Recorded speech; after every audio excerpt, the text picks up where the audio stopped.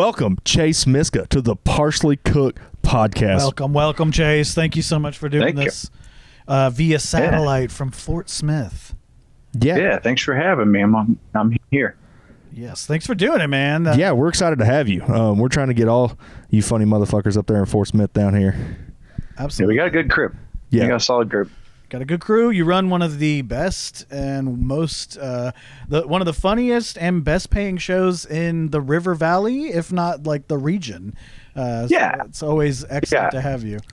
The old Hoppy Hour. Old Hoppy Hour at Fort Smith Brewing. Yeah, and you're getting like legit headliners on that show too. Like, yeah, it's been once I saw like how profitable it was, I realized that I could actually afford to book headliners.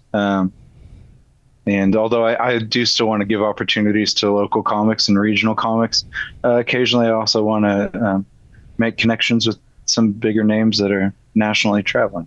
Dude, as you should, man. I mean, that's the move. That's the trick. Yeah. Man. But I'd like to keep doing both. I don't want to get to a point where I'm just like booking national acts and then not really giving opportunities to anyone here. Because I think we have a lot of people here that are just as funny, given the opportunity, as a lot of big names. They maybe haven't been doing it as long, but I think they're killing it with audiences. Right.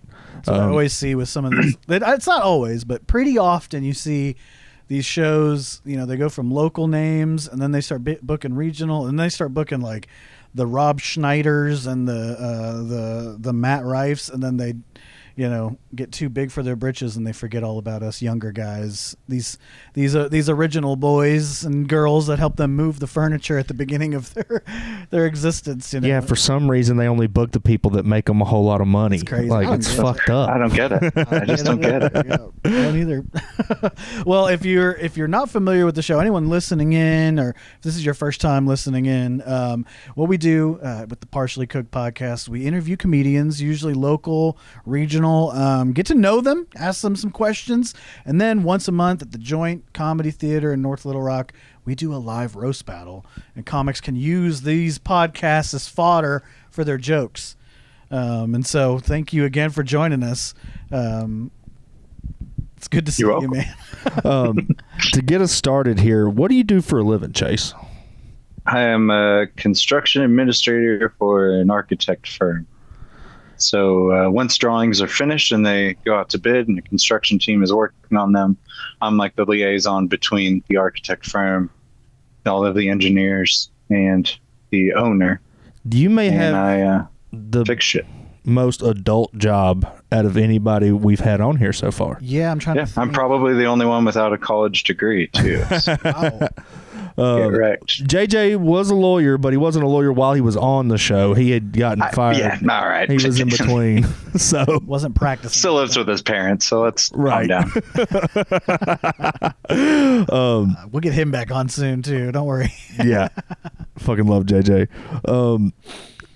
Chase, what is the most humiliating thing your parents still bring up at family gatherings? Boy, it had to be my comedy in their eyes. I don't know. Let me think about that most humiliating thing. Well, as I made the joke about JJ living with his parents, I also lived with my parents for quite a while, several times. Yeah. I was a yo-yo kid for a while. I'd moved out and then come back in. Oh, that's a good term. I haven't heard that before. A yo-yo kid. Yeah. I like that. I don't know if I invented it, but it felt really good to say. Yeah. Money saving is all I see. That's all I hear is you're saving money, man. I'm kind of jealous because when I was a kid, you know, my whole mindset was, you know, you got to get out of the house. You got to get out of the house. You got to get out of the house. Then I got out of the house and I've been paying rent ever fucking since. And then my brother, when he was coming up, he saw me paying rent and he was like, oh, fuck that. I'm going to get a dope ass electrician job and then just stay at home. Wise man. Brilliant. Chase, you're in your 30s, right? Yeah. I'm 36 2 days ago. 36. Happy late birthday. Thanks. Aquarius, right? Yeah. Well done. Happy late birthday. What do you think is the dumbest thing you did in your 20s? Oh, brother. Yeah, my 20s was just like a series of terrible decisions. Well, give us a top 3. most of us are 20s. Well, let's see. It's not my 20s, but I got a DUI when I was 19, and that set me up for a long time. Nice. How long did it take you to pay on that? Okay, so it wasn't insanely expensive because I was underage. Like, it wasn't treated the same way as like a 21-year-old or somebody older.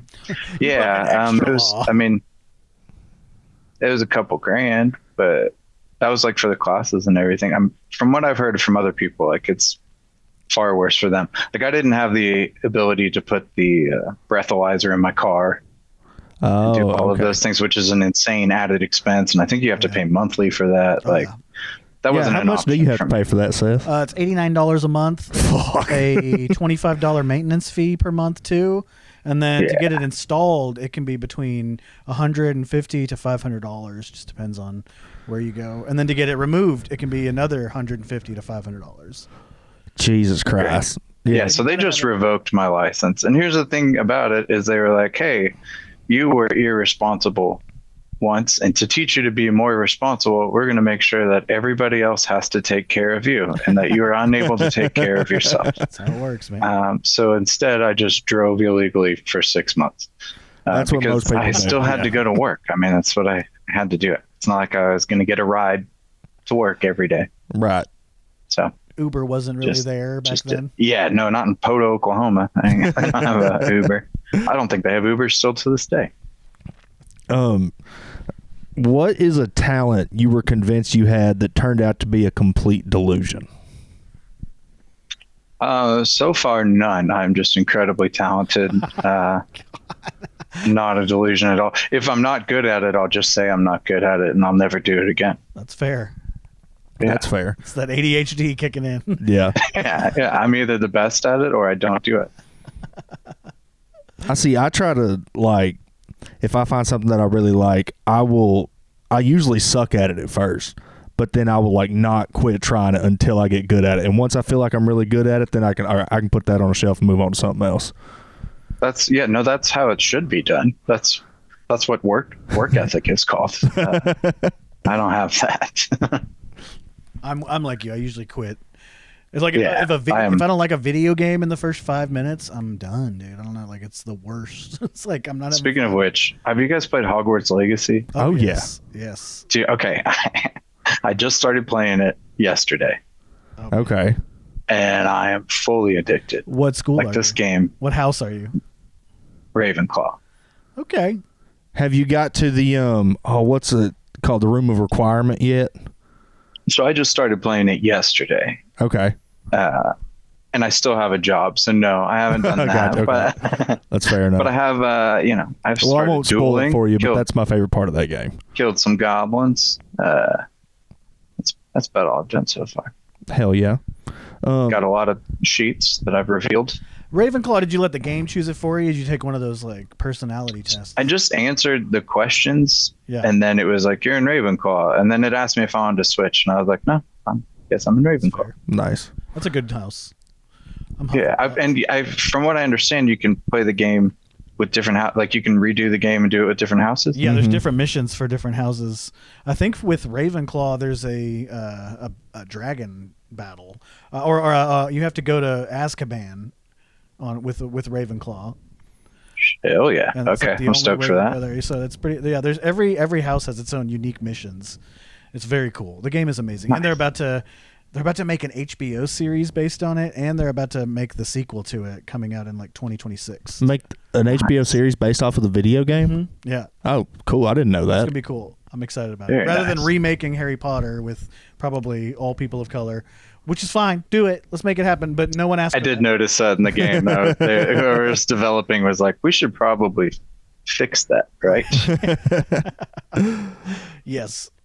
Yeah, I think in the first 2 minutes there's 7 Asians. I was like, this is incredible. It's like TikTok now.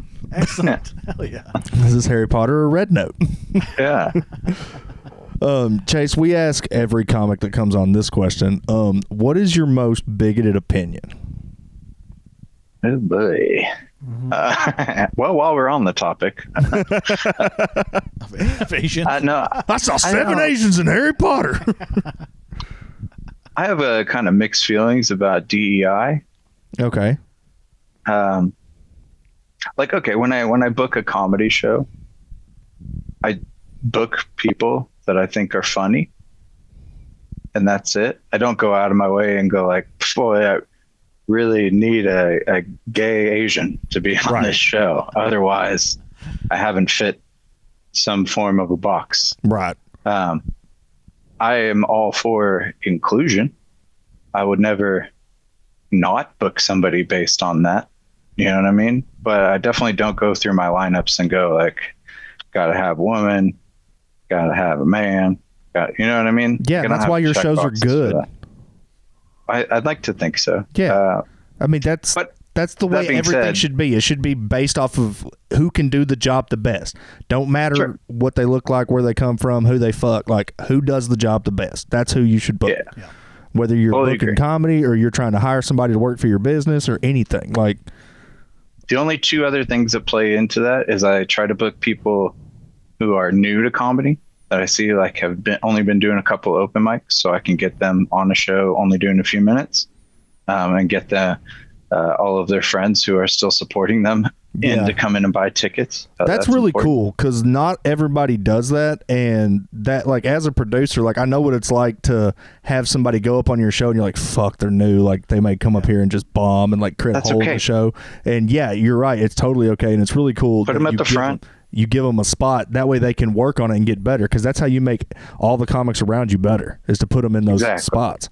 Right. That, and also I do mean it that they have a lot of support when they're first starting out. Yeah. You can have one person can sell 30 tickets by themselves.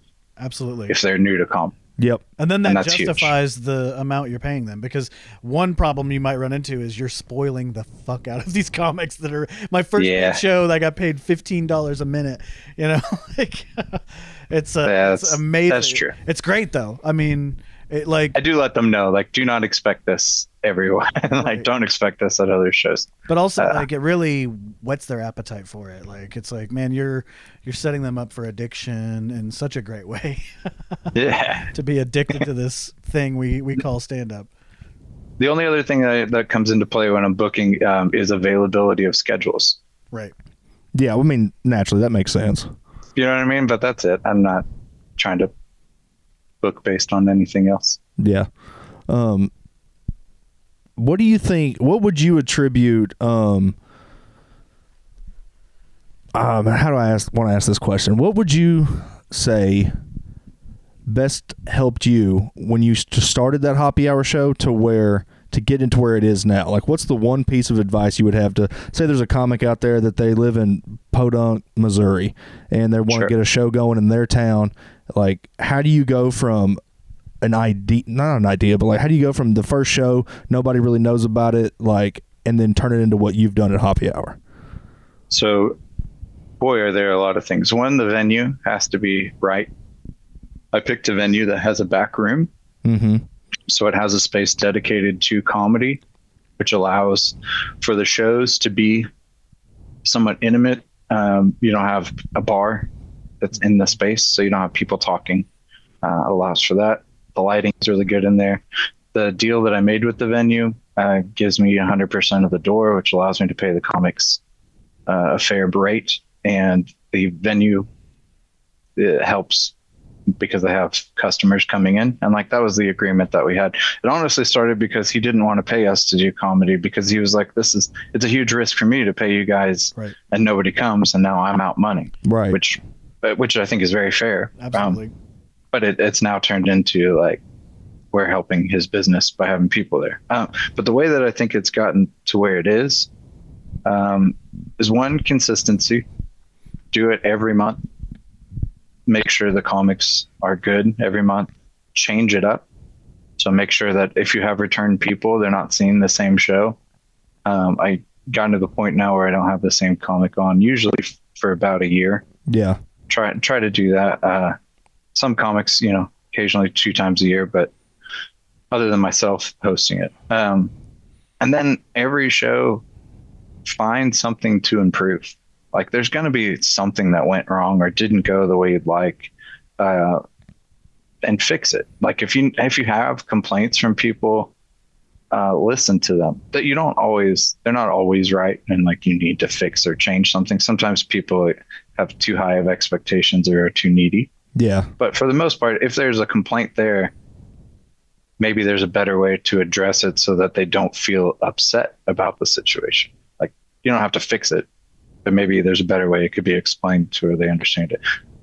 I don't know. Just try. Just give a shit. You know, that's what helps. That's great advice, man. I mean, that, and it, honestly, from experience, I can tell you that, like, if you do that, you will go from something that people are like, do I really want to risk it? Do I really want to pay for this? Do I really want to have this in my business? To, oh my God, I'm so glad we're working with these people. They're bringing a lot of business to my business. Right. People that never would have been there. Right. Alrighty, let's look back at this list that Seth's got here for us. What's the weirdest or most regrettable message you've ever sent someone? I don't think I can say that. Fair. That's fair. You ever sent a dick pic? No. All right. I know what that means. I understand what that means. Me neither. Yeah. No, I never would that. I don't even have a camera phone. I have sent one, and it was immediately like, why did you send that? It was a girl that was into me. We were like, it was sexy, you know? We were sexy back and forth, and then I was like, this is what my penis looks like. And she's like, I don't want to see that. That's the last one I'll ever send. I'll never send another one. So here we are. Yeah. Oh, you got to make them ask for it. There's got to be like written. Yeah, no, that's clear. A written request. Yeah, that should be something they. You don't ever guess on a dick pic, you know. Yeah. No, yeah, I learned that. And you really want him to say it a few times. Like, are you sure? Like, maybe ask it a few times. You're talking about my penis dick, not like a guy named Richard. Like, you know, my dog's name is not Richard. It's right. You can't just be You can't just be feeling it, you know, and be like that's. Yeah, I blew it. All right. Did you blow it? No one did. Actually, no one blew it. Yeah. Well, Chase, speaking of your dick pic history, what is the most disastrous date you've ever experienced? Okay. Well, this is like, it was good and bad. So this is in my 20s. I went to a bar. I met a girl. Bought her some drinks. She comes up to me and says, hey, I gotta go, but do you want to keep hanging out? I was like, sure. So we go back to my place. She spends the night. The next morning, we watch Cowboy Bebop together. It's a great morning. Excellent. And then she says, hey, by the way, I'm pregnant. What? There's no way you can already know that. Not so fast. Yeah. And then she's like, it's not about you. I was like, yeah, I mean, I figured. And then she gets a phone call and she's like, I have to take this. And she answers it. And she just starts immediately screaming like, no, fuck you. No, I'm not doing that. You can go fuck yourself. I don't care. I'm over at this guy's house. And I'm like, oh God, who the hell's that? She's freaking out. She gets off the phone. She says, you need to take me back to my car. My mom is taking me to rehab. Wow. Okay. Well, I mean, so I drive her back to her car. Yeah. Drop her off. That same night, I go back to the bar because that was the place that I went at nighttime was the bar. To which the bartender said that I wasn't allowed there. And I was like, what? Why? And he was like, because you were buying drinks for that underage girl. Oh. Yeah. So it turns out she was 19 and I've been buying her drinks illegally. Didn't check her ID. I assume she's in a bar, so she could. Yeah, that's not on you. Drinking age. Yeah, but he thought that I was buying them because I was trying to buy them for her because she couldn't. Gotcha. It's like I didn't know her until I met her at the bar. But it went from what I thought was going to be was a great night to just wow, so much you can learn about like, somebody. Hey, I've got to go right now. Like she had something to do. It was like, you want to go to your place? Yeah. Exactly. Yeah, she knew she was getting kicked out of the bar. Did not tell me that. Oh man, that's a great story. Was she just trying to drink even my worst date? I remember you said you have pretty good luck. Like I do, but I also have hubris. I don't remember if we asked you this question on Set with a Bet, but can you think of the time, like your worst time on stage, like your biggest bomb, or just like the worst heckler, just like something that as you're about to like fall asleep at night, you remember and you're like, oh God, I wish that never happened. Yeah, so I went to. Okay, before I describe this, I just wanted to say the producer of the show, Russell, is a fantastic person. I love him. I think he has a great show. I think we just had a bad scenario. So we went to a show in Joplin, and I was anxious. I get anxious before shows, and I often get there insanely early. We drove to Joplin, and there was a car accident on the way, and we were in an hour and a half of traffic. Oh, wow. And we still got there before the show started. So that tells you how anxious I am before that's brilliant. Comedy shows. I was an hour and a half late and was still early. Got there. There were only 5 people in the audience. And I was supposed to do 45 minutes. I started my material. And then the guy in the front disagreed with me politically and voiced it. And then instead of doing my material, I berated him for like 20 minutes about how much he sucked. And then learned that he did construction and then tried to win him back. He's the only person in the audience who's interacting with me, and I just destroy him for no reason. Right. Like, I don't. It's okay that we disagree. Like in most cases, people are going to disagree politically. It's going to suck. Like, I don't know. But I'm trying to get better about not attacking people, because it's a good move. For the last 8 years, I have. Right. We all live together. We got to get along. It's just not playing out well for me mentally. So I'm like, try to find something. Damn. So anyway. Did you ever get him back? Yeah. But nice. Find out he works for you. But his wife still hated me. You should stop laughing at him. What are you gonna do? Yeah. Anyway, I ruined that show. I ruined the entire show. Everybody was having a great time. It was only 5 people. Kyle Gilbert and Nick Farrell were on it, and they both did a great job for the 5 people. They got them involved. They got them laughing. And I destroyed the entire mood. And then we left, and there was a carnival in a parking lot of an abandoned mall that had hundreds of people. Oh, that's tragic. Nothing makes you feel worse than seeing like Cockroach Carnival. These people would rather risk their lives killing it on revenue on these rides that were literally put up on the same day. Right. Then come listen to these jokes. Yeah. That one hurt. Dude, it happens. Yeah, that's the nature of the beast, man. Yeah. That being said, I love you, Russell. You have a great show, and you're great. Sorry I ruined your show. Has he had you back since? Nope. But we've discussed it. It's in the works. It's in the works. Good deal. Chase, what's the dumbest purchase you've ever made? I was a DJ for a little bit. Oh no.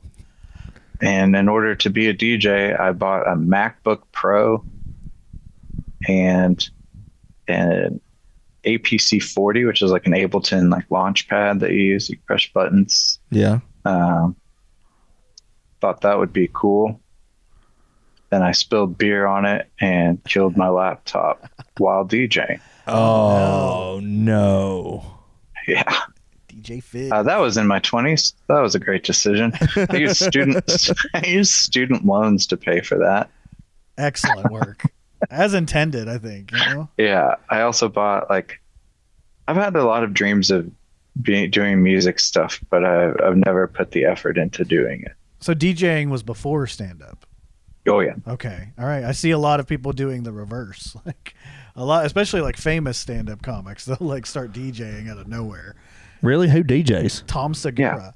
He's been DJing? Yeah, DJ Dadmouth. Really? No, that was the. Oh, come on. Oh no, I think he did some shit. I think he did some shows. Okay, I could be wrong. I don't follow him enough to. I could be. That was him. That was him doing satire. I'm also and thinking mocking news channels when they interviewed him to do when he had comedy shows. He would go on and be like, I don't really care about comedy. I'm just here for the DJ sets. That was him just making fun. His agent booked him to do the news, so he was like, well, if I'm going to do that, I'm going to play a character and make fun of them. Okay, yeah, he may be the only one then. I think the other one I was thinking of was Shaq, and he's not a comic. He's hilarious. I don't know what you're talking about. He's hilarious, but not a stand-up comic. What's the cringiest thing you've done to get somebody to notice you? Stand-up Yeah. comedy. Yeah. It's got to be. Oh, this is a good one. This is from our old one. It's what do you think? Besides stand-up, your parents are most like. What would they disown you for? What are they most embarrassed by? Probably my religious views. Oh, what are your religious views? I believe in reincarnation. Hell yeah. And I believe that we're all part of like a greater consciousness, and that a lot of people believe in God. And I think every one of the religions is right and wrong. I think they all have it pretty right. And then over time, it's all gotten very wrong. Oh yeah. And I think majority of stories that we are told are better off as parables, because translation gets lost. Even in conversations, you repeat a story that I tell you, you're going to tell it differently. Right. Try doing that for thousands of years. It's going to be a different story. So I don't align with Christianity, but I do believe in God. And I think Jesus is a pretty cool dude. I think they should do a better job of being more like him instead of worshiping Trump. Be a good call. We're on the same page there, man, for sure. Amen. Have you done any like research into your own past lives at all? Any like? No, and I don't think that. So when I say reincarnation, all past lives are like you're currently my past life. You're okay.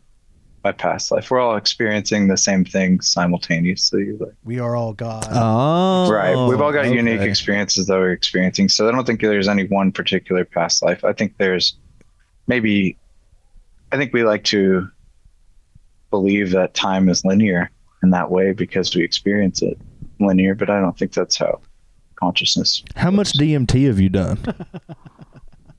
Enough. Okay, because I have some similar opinions that really got drilled into me after the DMT experience. It made it pretty easy. It's not really a belief. It's like, oh, well, I know that. Yeah. Now. Right? Yeah. I have experienced this firsthand. Yeah. Excellent. Oh, okay.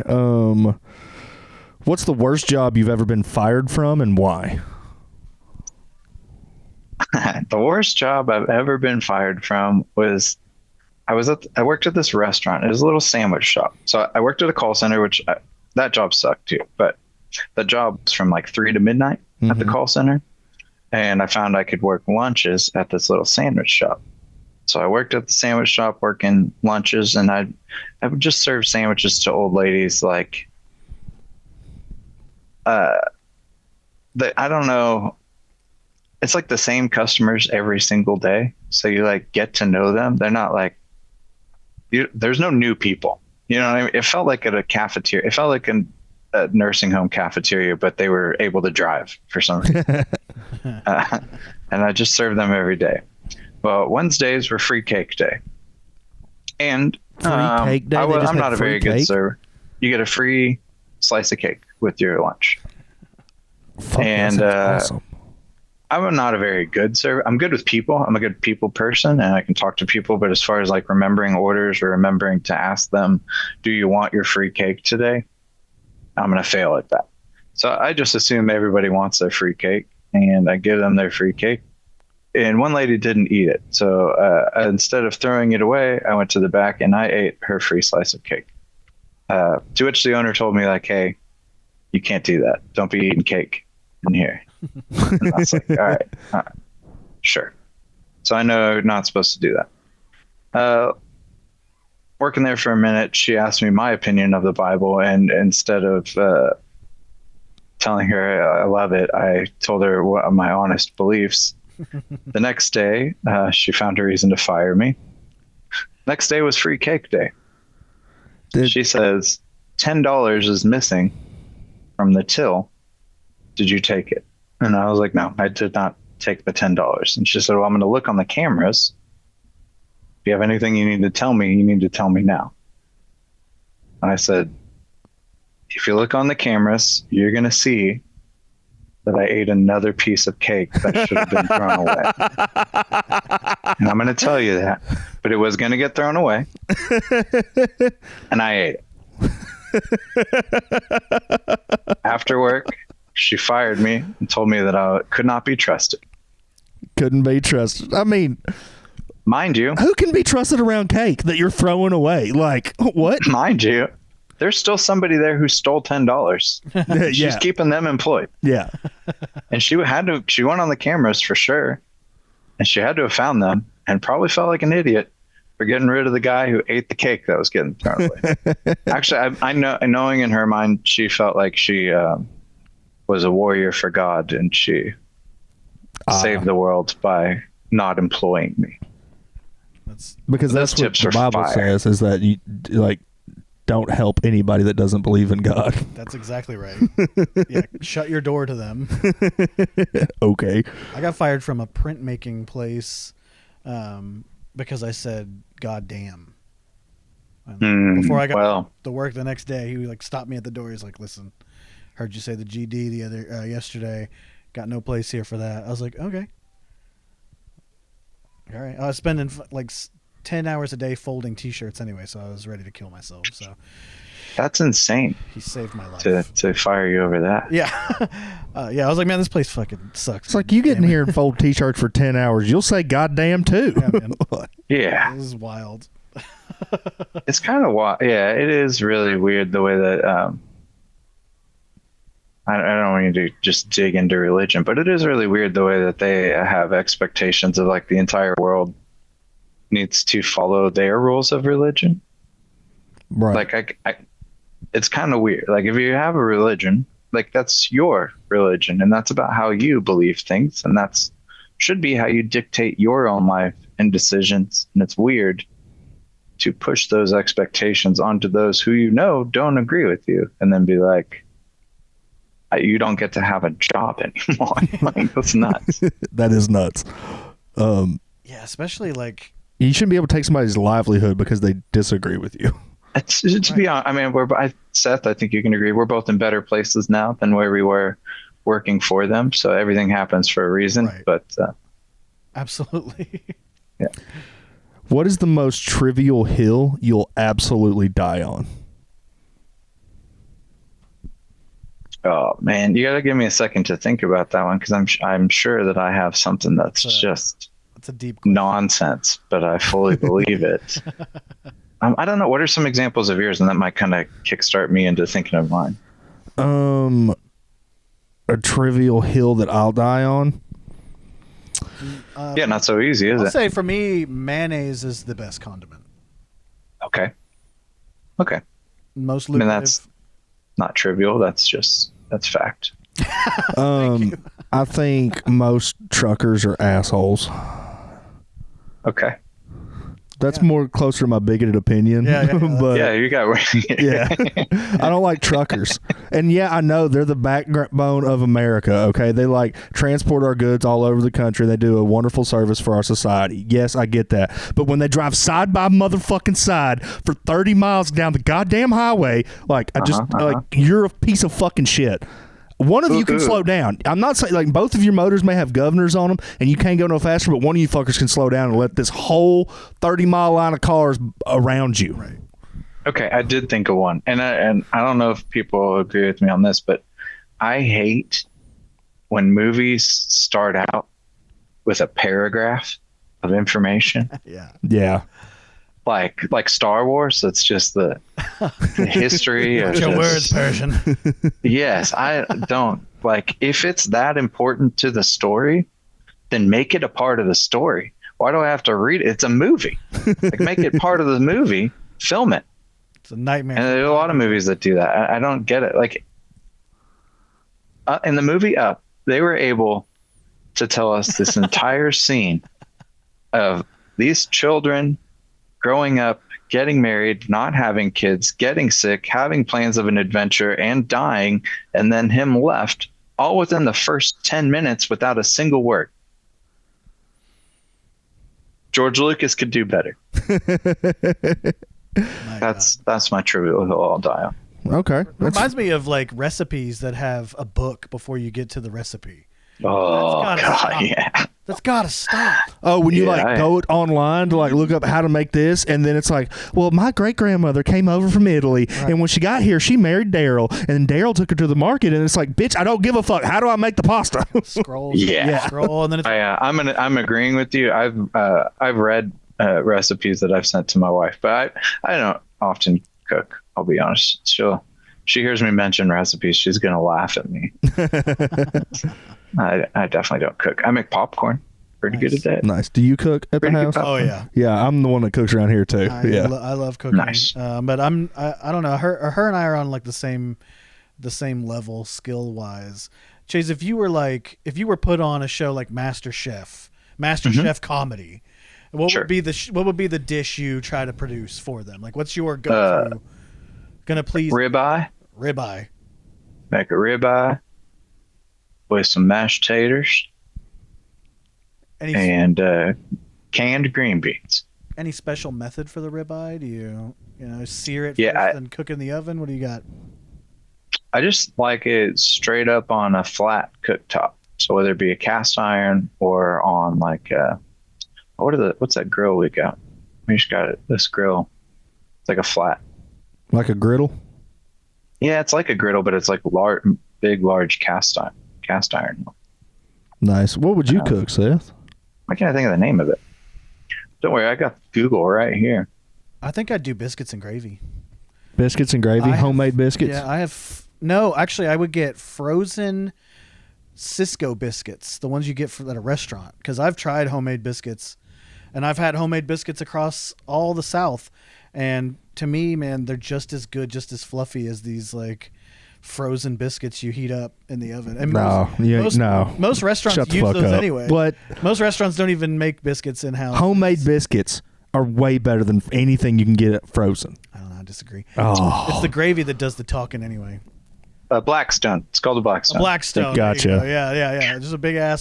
So I like to let it hit room temperature, get it with some salt, and let it sit until it gets to room temperature, and then cook it until it gets to the right internal temperature, depending on how you like to eat it. And then I put butter, rosemary, and salt and pepper on it, and that's it. Just leave it as it, and it's fantastic. Gordon's gonna love it. Yeah, ribeye's just great by itself. And it's hard to fuck up a ribeye, really, especially if you can just overcook it. That's about all you can do wrong. Yeah. What about you, Bair? What would you cook? Probably it's gonna be between deer chili and deer steak quesadillas. One or the other. Nice. That's like an absolute lie. What are you talking about? Your favorite meat is game? Yes, I eat it all the fucking time. I hunt in the winter. That can't possibly be true. I fill my freezer full of deer meat. That's all we eat. We eat like deer so you're poor, but don't say that's your favorite. Oh no, that's my favorite. Oh, dude, how about this, Chase Myska? You want to put your money where your mouth is? You get any cut of beef you want. I don't care what it is. Cook it however you want, and I'll cook some deer and blow it out of the fucking water. Yeah, I seriously doubt your deer is going to have marbling. You don't know my deer, bro. You got fat deer. How much corn are you feeding them? It doesn't have marbling, but trust me, you have any of my deer chili or my deer quesadillas, you'll realize the mistake you're making. I promise. Well, I think we'll agree to disagree. But to be fair, the question is not your favorite. It's what meal would you go to that you think would get you that apron on MasterChef? You know what I mean? You're right. I misconstrued it into what is my favorite food. But I still think that's his favorite food. Yeah. Okay, fair. Now, to be fair, he goes to a special location to get his deer where they've been force-fed ranch dressing and then rolled in it until they die. So yeah, it's Granny's house. No, I can see where non-processed, non-farmed animals could be just as delicious, if not more delicious. So I'd be down to try it. I will tell you this: if somebody's making wild game and they don't know how to cook it, you can ruin it and make it taste terrible. And I'm sure we've all had game that's been fucked up. Yeah. But if you cook it right and you season it right and you treat it right, it's the best food you'll ever eat. How do you like to cook? Have you ever cooked duck? Duck, yes. I assume you look like it. Yeah. I've ate some ducks, Chase. Okay, I got 2 duck breasts in my freezer. Okay. What should I do with them? You can either grill them, you can roast them, you can fry them. Like, depends on what type of meal you're having. What all you have? Well, they're frozen, so that's what I was concerned about. Is it them being frozen going to be an issue? No, just thaw them out. Because I didn't cook them same day. Yeah, just thaw them out. Okay. Well, I mean, I figured that. I wasn't sure. Like, sometimes there's like cuts of steak. If you were to freeze them, they're really not worth eating as just a slab of meat, right? You want to cut them up and put them in something, kind of disguise them with flavor. Obviously, the fresher it is, the better for any cut of meat. But duck, I know I'll tell you what not to do. And I did this with some geese and some duck. And this is probably the worst meal I've ever made in my life. Me and my brother, we went out and hunting, shot geese, shot some duck, came home, cleaned them. And I read online that if you marinate them in Dr. Pepper for 24 hours, it the acid in the soda breaks it down and gives it a really good tender flavor. And I was like, shit, I'll try it. So I throw them in a Tupperware dish, full of Dr. Pepper, stick them in the refrigerator, leave them in there for 24 hours. And I took them out and grilled them the next day. And a possum wouldn't eat them. They're probably still there. I don't think bacteria would eat that damn shit. It was bad. I was so excited for you to say that was the best duck you ever had. It was horrible. That's what you don't do. Okay. I've never cooked duck. Duck is very fickle to cook. You can fuck it up real fast. And I'm not, I don't have the money to waste. I fucked up, I tried to make some mayonnaise today at home because I didn't have mayonnaise and I wanted a sandwich, but I had egg and oil and lemon juice and mustard and salt. And man, I wound up making a full quart of mayonnaise because I couldn't get the ratio down. I was like, more salt, more lemon juice. I just kept doing it, kept blending it up. And then Kara was like, "What the fuck is this?" I was like, "It's mayonnaise. It's a gallon of mayonnaise." Like, we got mayonnaise for a while. She's like, "That's awesome." It's like, we need eggs and oil now. Chase, what's the most embarrassing thing you've ever searched for online? I'll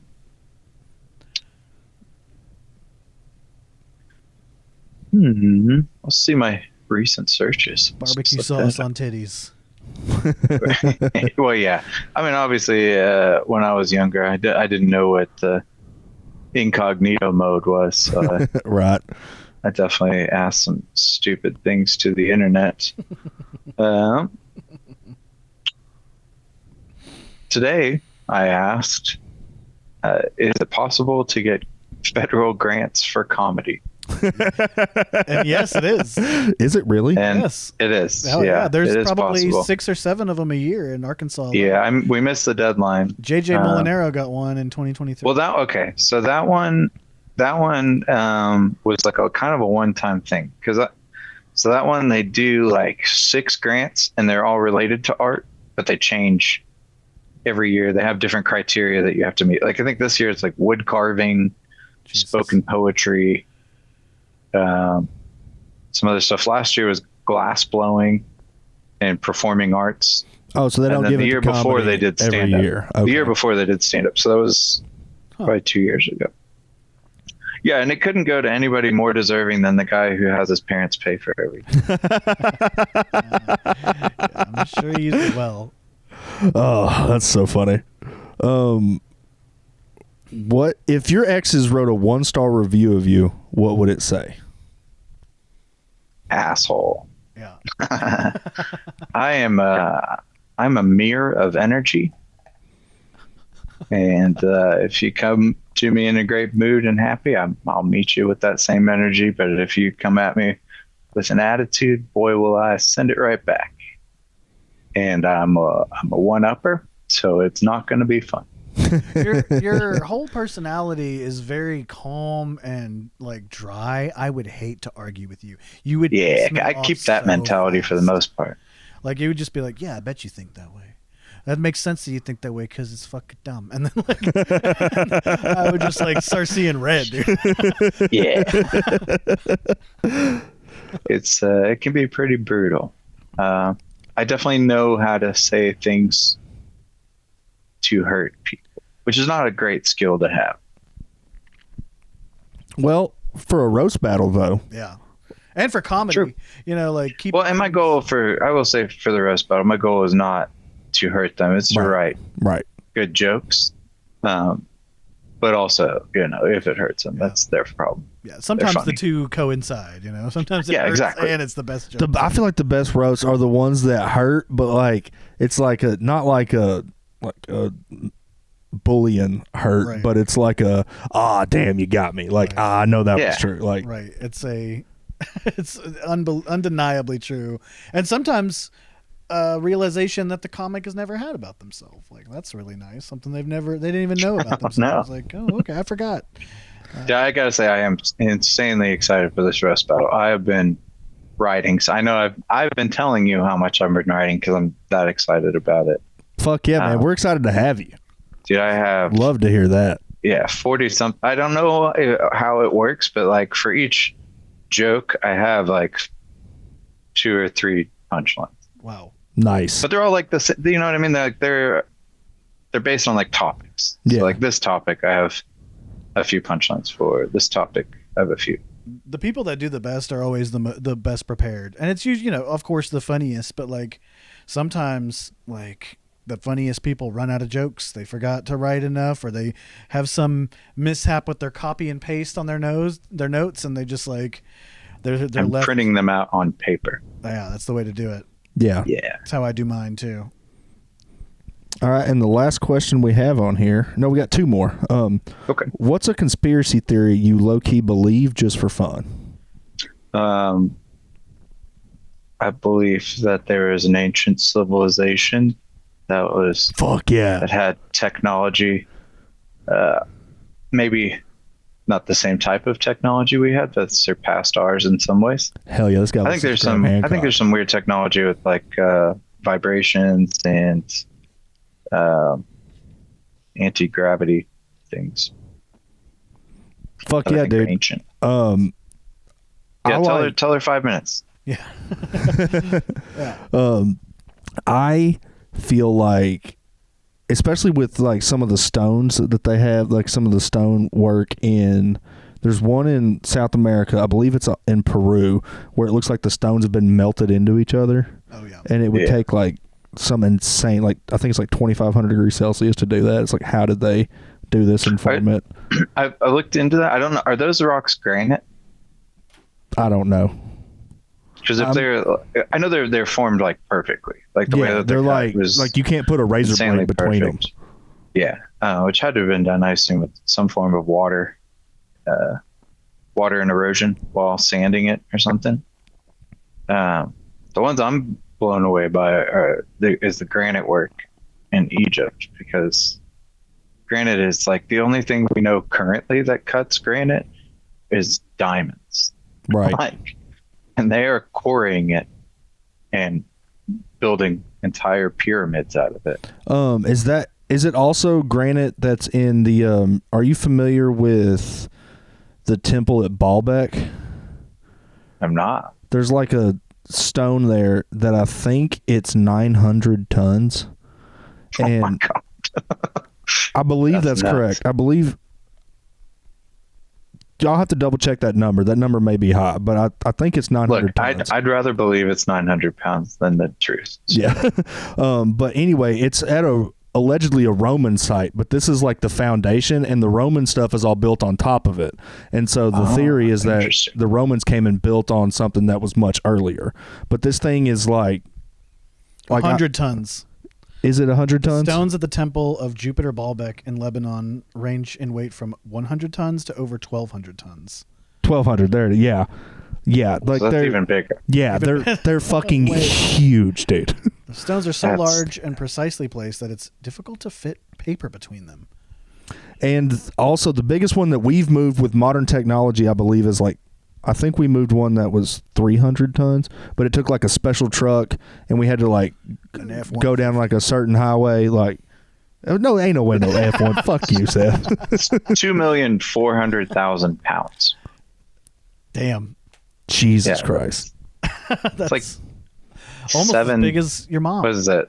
Oh. Almost. Yeah. I'm sorry, Miss Myska. Should go by Miss Myska? I was looking as though I was calculating, and I was going to say it's almost like 7,000 pounds lighter than your mom. But then you beat me to it. Quickness. With the quickness. I was going for the misdirect. Our final question for you today, Chase, is what's an irrational habit you'll defend to your grave? Irrational habit? Not everything I do is so rational. Your wife's like, you got to stop doing this. Peeing on the toilet seat is irrational. They got to fix those. Yeah, I don't know why the seat's so small. I should just start sitting down, honestly. Irrational habits. I don't know, I whistle a lot. Like, and I like play drums with my thumbs at my desk. Yeah. And my fiance hates that I'm a tapper. That's what she calls it. Nobody at work has complained to me about it, but if I sat in silence, if I could record myself for a day and then go back and listen to it, I think I would hate me. Do you whistle in public? Yeah. Yeah, I do be whistling. Are you a good whistler, or is it just like, Yeah, I do it. Like the Yin Yang Twins. I do. I be whistling. All right. You look like a whistler. You look like you can whistle and whittle some wood. Like, I bet I could get a decent pipe from I've whittled before. I got you can't have that face and not have whittled. Right. This whittling. This is actually just wood chips. Yeah. So realistic. Well, Chase, let everybody know how they can find the Happy Hour show, and have you got any other shows coming up that you'd like to hype up before we get out of here? See, February 6th, I'll be at the Joint in Little Rock doing the roast battle. February 7th, I've got a show called Hair of the Dog, which is our first show at Shop Dog Brewing Company in Poto, Oklahoma. Oh. And I think they're looking to make that monthly if possible, if it goes well. Hell yeah. Started selling tickets to that, but if you plan on going, please buy tickets now so that we can go ahead and get it locked in to do the next month. Otherwise, I can't plan for the next month. It makes it easier on all of us.